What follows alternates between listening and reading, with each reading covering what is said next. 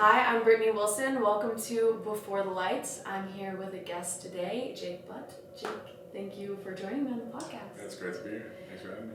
So, for the people that don't know a ton about you and your career, just tell us a little bit about football and how you got started. Cool. Yeah. So I actually grew up playing soccer, which you're familiar with. In sixth grade, my dad told me that I was gonna stop.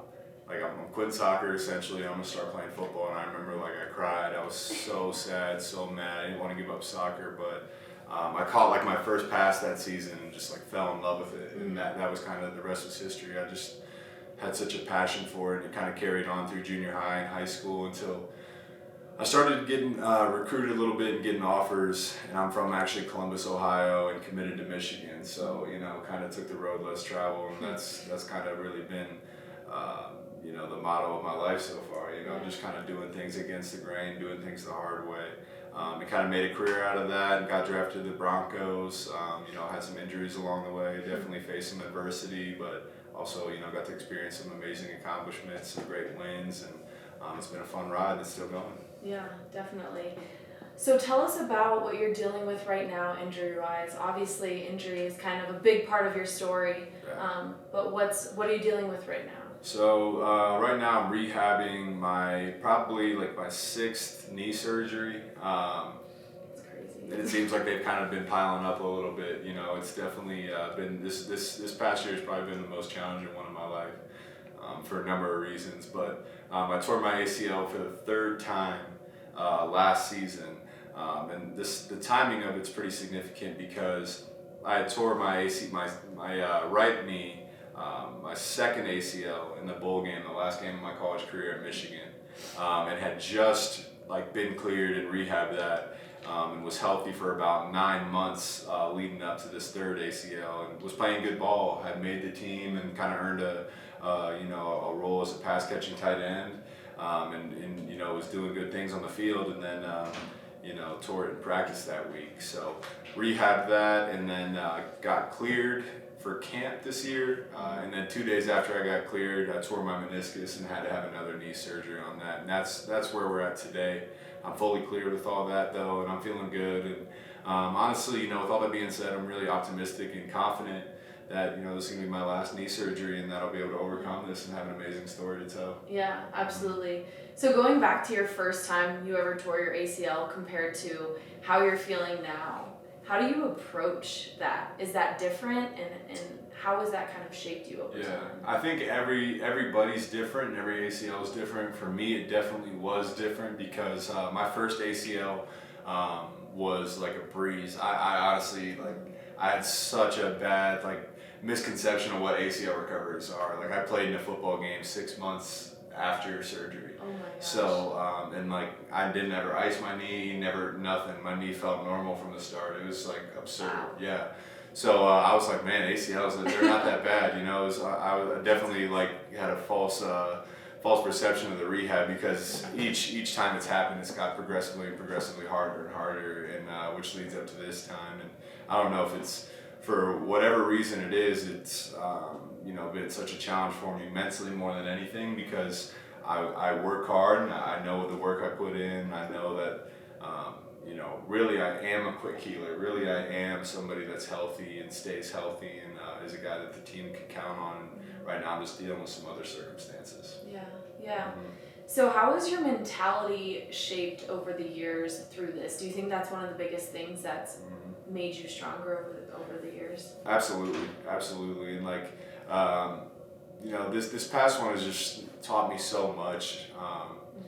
It's funny that it kind of really broke me down to nothing. It's the lowest I'd ever been.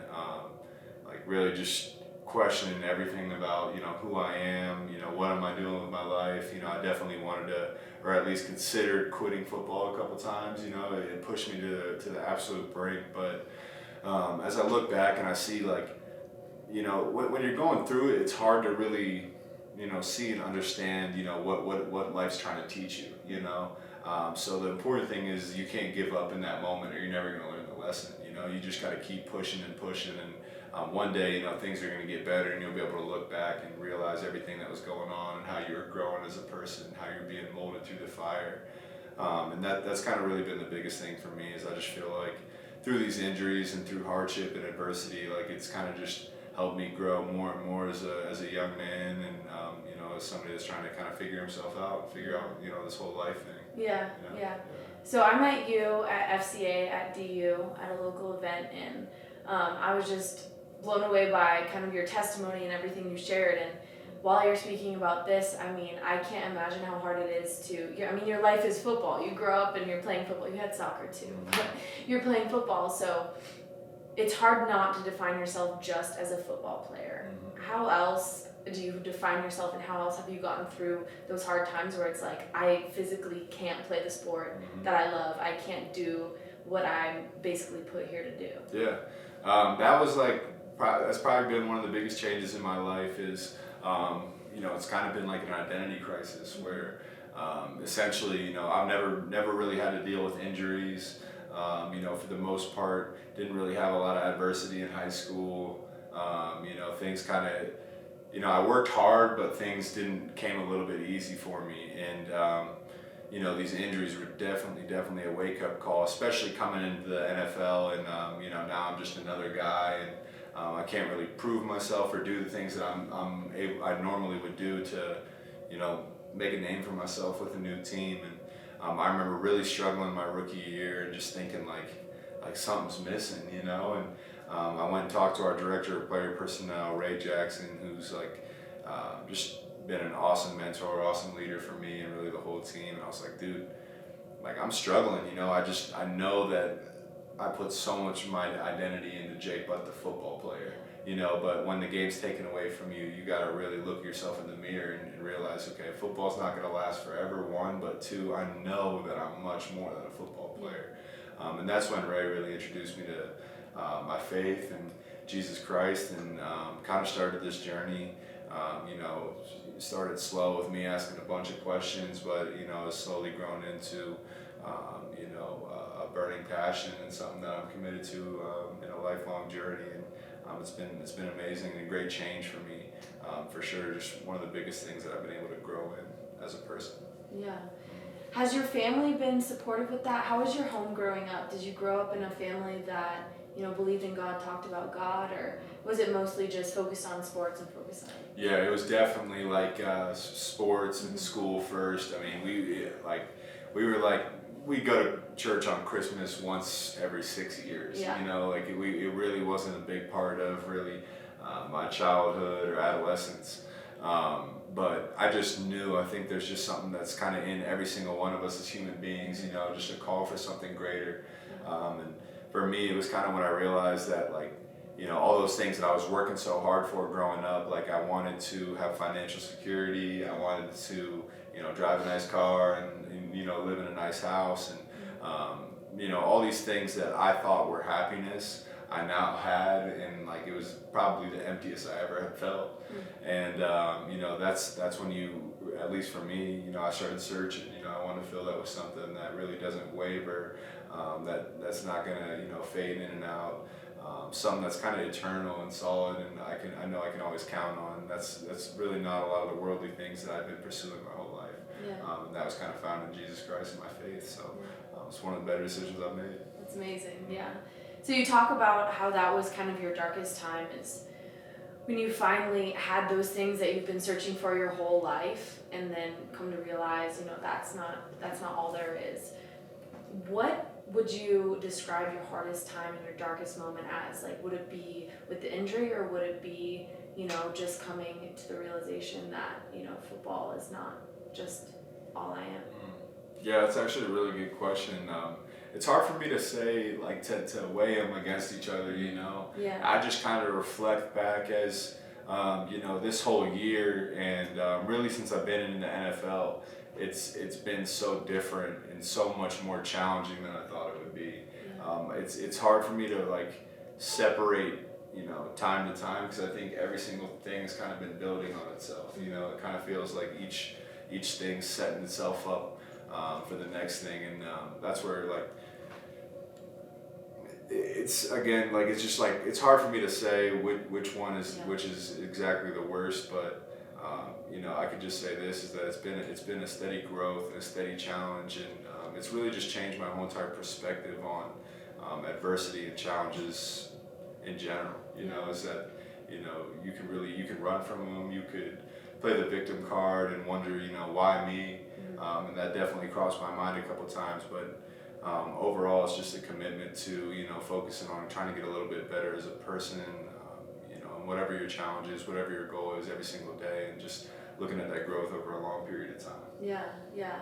And you talk about, as being an athlete, you're kind of at that top 1%, and it's the feeling that a lot of people don't really have as a pro athlete. But how do you pursue your faith while having all those things? Being a pro athlete, I know you also deal with your own things, you deal with adversity, but how does that change how you look at your faith? Yeah, and it's definitely a challenge, especially for me, where I might not have those deeply rooted, or I might not be deeply rooted in my faith as other people that kind of grew up in a house that, you know, valued that kind of thing. But you know, especially with, you know, you see some of the things that we promote with our athletes now, and it's a lot of things of this earth, like money and, you know, jewelry and nice cars, nice houses, nice clothes.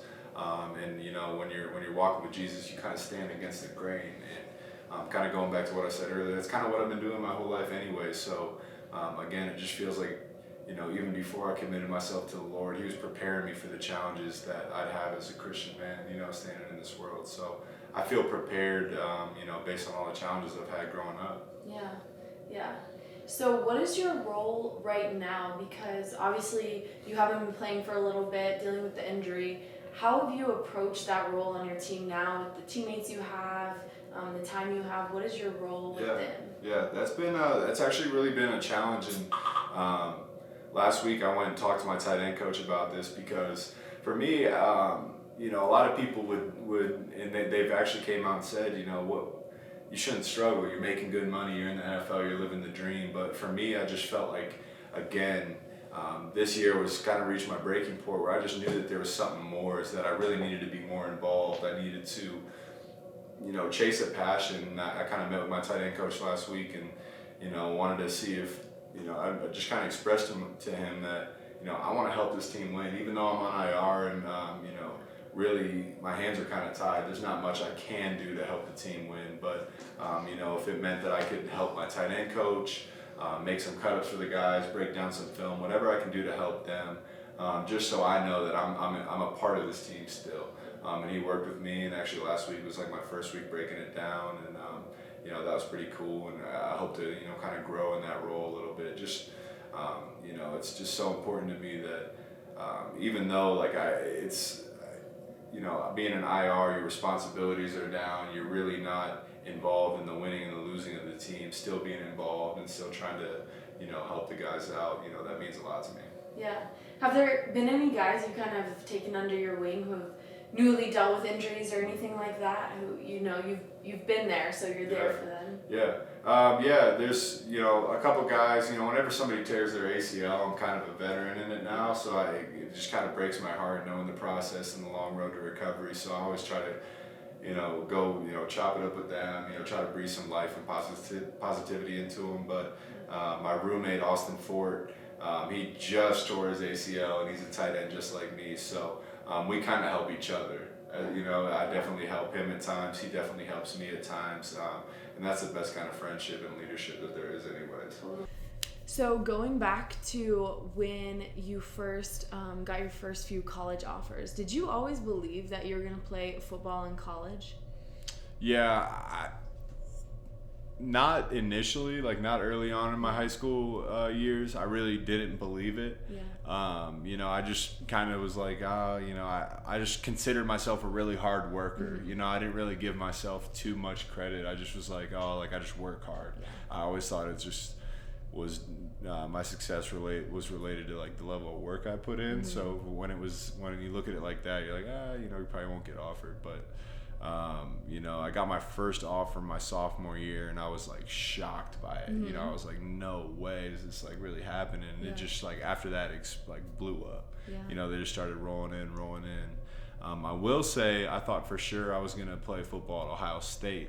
Okay. You know, I grew up a huge Buckeye fan. Like my basement was decked out in the scarlet gray. And, I grew up, 15 minutes from campus. So I did always think that I would be a Buckeye. And it definitely turned out quite different. But it couldn't have turned out better being a Michigan Wolverine. Yeah, yeah.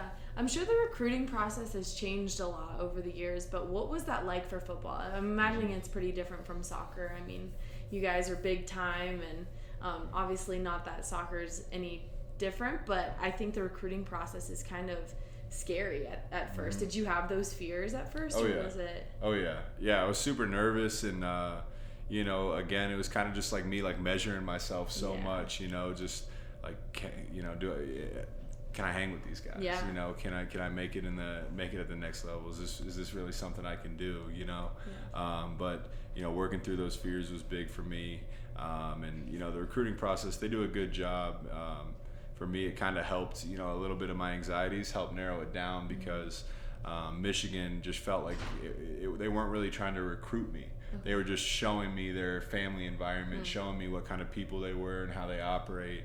And then that was really attractive to me. Nowadays recruiting, man, there's so many other things that go into it. It's a lot of outside things. So I'm glad I'm not getting recruited right now. Yeah.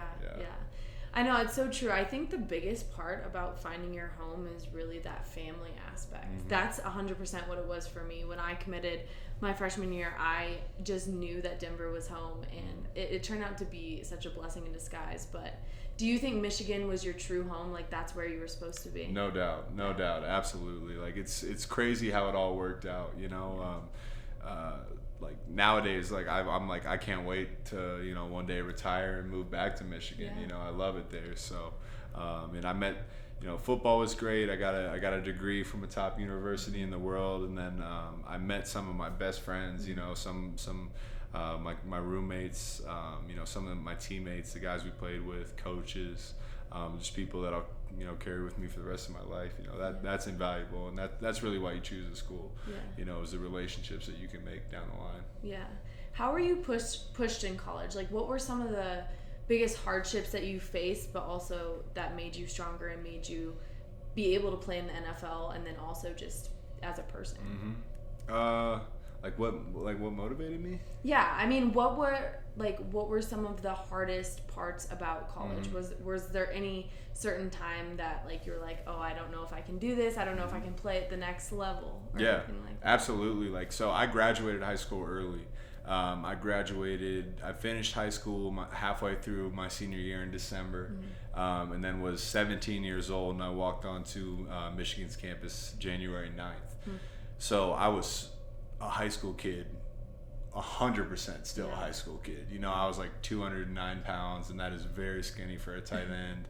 And I kind of was looking around the weight room. I threw up after my first workout. I was behind, at my position was a dude that was a freshman All-American, and a dude that started as a freshman. So immediately I was just a little bit discouraged. Like, man, did I make the right decision? Will I ever be able to play here? Like, I'm behind two kids that started as a freshman. Like, what are the chances that I ever get to play here? But finally we get to spring ball, and it's our first practice, and there's a guy named Frank Clark who just signed a $100 million contract with the Chiefs. Absolute beast, was a second round pick to the Seahawks. Freak of nature. And here I am. I'd put on some weight. I was like in my 220s at this point, but still not a lot of sand in my ass. And we have this drill where you just line up, and you just got to hit each other as hard as you can, and whoever gets knocked back loses. And like you might get embarrassed, in front of everybody, and you kind of know what it is, So this is my first ever spring ball, and like all the tight ends, they send me out there, and like I see Frank Clark, and he's like bigger than life, like looking so angry, so mean. I'm like, all right, I gotta line up and just hit him. And I just hit him as hard as I could, and he like hit me and knocked me back like 5 yards, sent me flying. And that's when I was like, I don't know if I can do this. Really? Yeah, that's when I was like, whoa, like these guys, like this, like that's where I'm trying to go. And that seems so far away. Frank at the time was like, he was getting all Big Ten recognition and All American recognition, and I'm like, that's where I see myself. and I don't know if I can actually get there, you know. And I remember calling my dad and thinking, you know, telling him I wanted to transfer, that I didn't think it was gonna work, or and he just kept telling me keep pushing, you know. And I kind of let that doubt fuel me. It's kind of always has. You know, in a sense, like I've always said, a little bit of anxiety is good for you. It's motivating, you know. Fear of failure is very motivating. So, you know, it's kind of in that moment, you know, I just made it up in my mind that I was going to work as hard as I could, and, you know, whatever happens. And, you know, by, you know, week 2 or week 3, my freshman year, I had actually earned a starting role. And from there, really never looked back, you know, just kept trying to get a little better and better every single year. So I was able to prove to myself. And that's just one of many times where, you know, just had my back against the wall, wondering, can I do this? But each time I've been able to prove to myself, and I take that with me through life, even to this day, with all these injuries. I just know that if I work, you know, eventually this too shall pass, and then I'll overcome it, and things will be okay again. Yeah. I watched an interview with you where you talked about how little things, little habits that you did that probably made you who you are. So starting nutrition and sleeping and all these different little factors. What do you think are the main factors that have contributed to your success and enabled you to play in the NFL? Truthfully, and like it's cliche and everybody says it, but like I really don't think there's any substitution for hard work. Honestly, like everybody wants, and you know, a lot of people want to skip steps now, you know. That's just the honest truth is people want what the NFL can provide them, or what you know, the next level, whether it's college or the NFL, can provide them. But are you willing to put in the work? You know, so the biggest thing you can do is, you know, look yourself in the mirror and be truthful with yourself. You know, where am I willing to go for my goals? And if you're not willing to really go far for your goals, I think you need to find new goals. You know, for me, they were very, very lofty goals, so I knew I was going to have to work really, really, really hard. So that's something that I really did throughout. But you know, kind of like you touched on, just that, but along with like the little things, I think are always so important.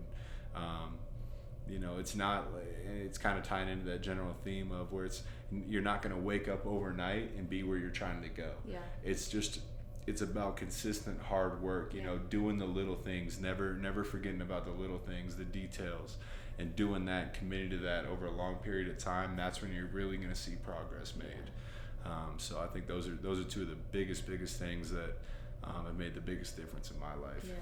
Totally. I agree with that consistency piece, because I feel like everybody wants it, especially at your level or playing pro. Like everybody wants it and everybody works hard, but it's the consistency of doing that and waking up every single day, no matter if you feel like it or not.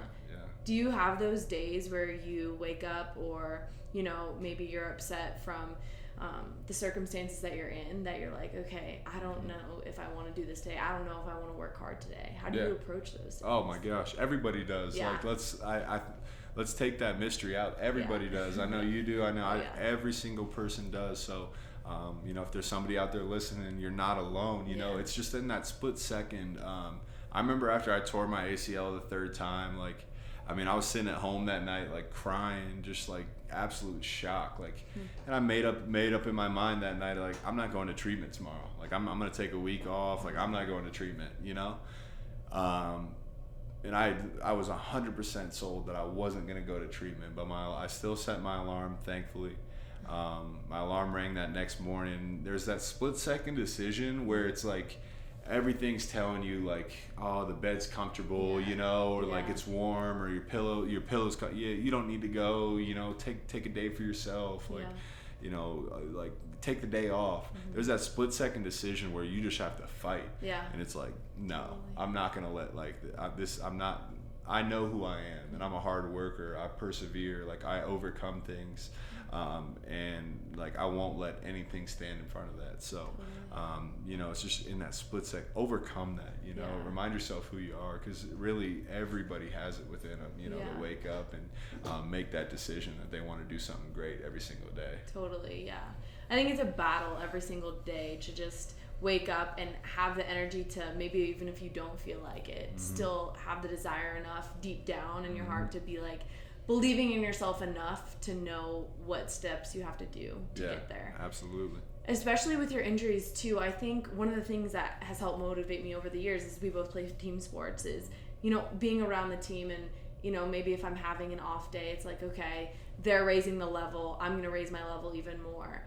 With the injuries, you're kind of on your own doing your own rehab and all that stuff. Has that helped you be more self-motivated and more, focused on that regardless of who's there, who's pushing you? Yeah. That's kind of one of the challenges, but also like the blessings of an injury is, like now I kind of am working out on my own. I do have to motivate myself, but it's allowed me to be so in tune with myself and so honest with myself, because I'm the only one that can check myself. I'm not relying on anybody else, and I'm not really looking at anybody else either. I'm only accountable to myself, and if that's the most important thing. If you're not accountable to yourself first, nothing else will work. So that's why I say it's a blessing. And there's days where I'm moping around. I'm like, man, I really don't want to work out today, or I'm sore. Like, I really don't want to do this.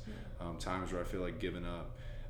But that's where you just gotta come in and be accountable to yourself and like, hey, we're not doing this today. Like, we're gonna go work. And actually, usually those days, when you feel like that, those end up turning out to be some of my best workout days, because I'm almost mad at myself and using it as motivation. Kind of train my brain to be really comfortable in uncomfortable situations. Yeah. You talk about your injury and how injuries, plural, and how they've kind of been blessings in disguise. What type of blessings or things have you brought from them other than that motivation and that hard work and determination? It's loaded. It's really been just a transformation would be the biggest one, that I don't think had things worked my way, how I thought they would and how I wanted them to. I don't think I would have seen any of the significant change that I did get to see and experience. I wouldn't have grown in my faith. I wouldn't have been introduced to my faith. And that's just a a motto that I'll be able to carry the rest of my life, because inevitably there's going to be much more challenges in my life. So just the knowledge of the whole entire process has been huge. Yeah. For someone who's going through their first big injury or even down the line with multiple injuries, what would some of your advice be to that person, on a mental or a physical level, whether it's rehab or if it's just mindset? The biggest thing would be to give yourself a break. Like, don't put blame on yourself. Sometimes you really don't need to reason with an injury either. A lot of times we want to ask why or figure out why me, but I mean, what use is that? The fact of the matter is for me, the way I've approached it is, I tore my ACL. Like, I'm gonna give myself a couple hours to feel sorry for myself. But when I wake up the next day, like, really feeling sorry for myself it's not productive at all. It's not getting me any better. It's not getting me closer to my goals. It's not getting my knee any healthier. So it's time to work. Give yourself a break, but the proof's in the pudding. You gotta work. You gotta put the time in. You gotta put the energy and effort in, and just don't focus on the whole thing too, especially when it's a major injury, whether it's a knee or Achilles or torn muscle, tendon, whatever it is. Like, don't worry about it's a year-long process or a 9-month, however long. Just focus on the day. What can I do every single day? That's my advice.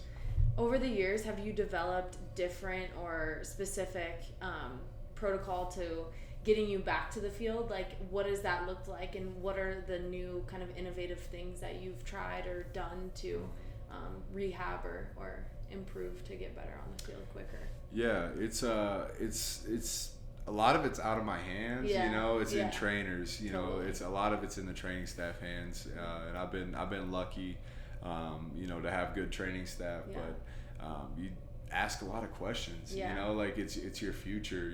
If somebody's going through an injury, like, if you may not have the Denver Broncos training staff, that doesn't mean I'm not at home, researching to making sure the protocols they're giving me, is what they're supposed to be giving me, and making sure they're accountable to me. Take control of your future, and if you have to follow somebody else's protocol, just make sure you're doing your due diligence on that. Yeah. What does your day-to-day right now look like? Obviously you're cleared to go back, but what does that look like right now, getting ready for next season and focusing on that? Yeah, so in season, even though I'm on IR, I'm still participating in things, still going to meetings and trying to lift with the team, and trying to be involved to an extent with everybody. So I'm kind of doing what the guys are doing, but there's a point in the day where morning meetings break, and they kind of have practice to do the rest of the day. So that's kind of when they go to do their thing. That's when I go lift, and I come home pretty early now, and just trying to push myself as a human being. Actually, my first 2 years I was big into video games, but I just don't feel like I was growing as a person. So trying to pick up books and good positive habits that really help me grow as a person. I think that's the most important thing that I'm focused on in my free time right now. Yeah. What have you found are the ways that you think you're growing the most in that free time outside of football?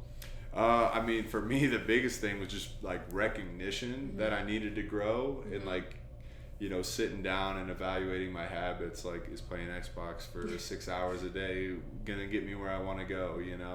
And for me, that was huge. Just being able to sit down and put the controller down for a little bit. Pick up books where I'm learning about my brain, about sleep, about nutrition. Just trying to take all those different things seriously. Again, it's just kind of back that theme of just doing a little bit here and there, and it adds up to a big thing over time. Yeah. Back on the football field, what are your goals for next year, and how do you see that progressing over this time? For me, it's the most immediate goal is to just get healthy. Get into the off season and take these next 2 months, month and a half to treat this as a jump start on the off season, and really try to build a good foundation, because those 3 months leading up to spring ball and OTAs are going to be really important for me. So obviously the biggest thing for me is health. I want to put together 16 games because it's my contract year, so I'm playing for a job this year. So I got to prove that I can stay healthy and kind of turn the corner on that. And I'm very confident that if I can stay healthy, that the rest will take care of itself. I'm confident in my abilities as a football player, and the work I put in on a day-to-day basis, that if I can just stay healthy, the rest will take care of itself. Yeah. Outside of the physical, what are ways that you try to stay healthy and focus on that? So is it like, do you have a certain nutrition or sleep or anything like that you follow? All of it's super important. And you can get away with a lot of it when you're younger, but now every little bit counts. You're playing against the best of the best, so you're constantly trying to gain an edge. They bring in sleep experts. Anybody, really? You can do basic, but the things you find online is the same things we're hearing. Totally. Getting 8 hours of sleep, having a good, putting your phone down, all those little tricks that you can do. And then nutrition, what you put into your body is going to affect how you perform. So just taking that, really trying to be dialed in with that. Every little bit counts, your performance and your health. So with now me being injured, really trying to take that to a whole nother level to help myself make sure that this doesn't happen again. Was that a big transition from college to pro? Did people focus on that stuff more, or is that? Totally. College, you just don't have any money in college. You're just in college. Fair. Like, you gotta eat like Chipotle or like ramen, whatever. Chipotle would be a good night. Chipotle. I was big on Chipotle back in college, but then you get you start getting paid to play football, and you gotta invest some of that money back into your nutrition. So a lot of guys take it seriously, and we're lucky. Like we get all of our meals prepared at the Broncos facility, so like you got no excuse. You gotta eat clean. So if you could go back to the time when you first started playing football, what would you tell yourself with all the things that you've learned over these years? It's a great question. Probably just tell myself, you're doing a good job. You're doing all the right things. You know, every little thing that's going to happen to you is going to prepare you for something greater. So trust that process. You know, don't worry about little setbacks. Don't beat yourself up when you fail. Just know it's all part of the process. And it's all going to work for something really, really special. So enjoy it. Yeah. Totally. And then if you never had football in your life, obviously as athletes, you know, it's kind of a big part of our lives, but if you had to be defined without football, what are some things you'd want to be remembered for?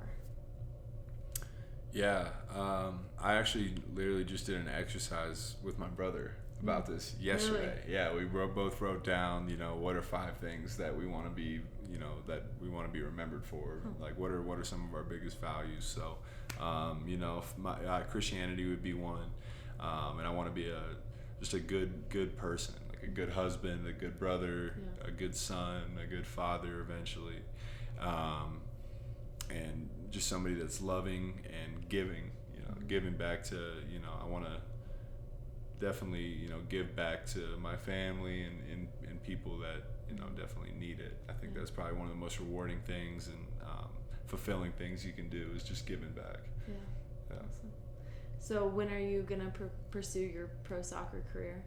After? After? I was Is that the plan? Early in college when I thought I was gonna quit. I was like, you know, like I might just go try out for the soccer team. You should. Like see what happens. You could pull like a Tim Tebow, but like play in the MLS or something. Yeah.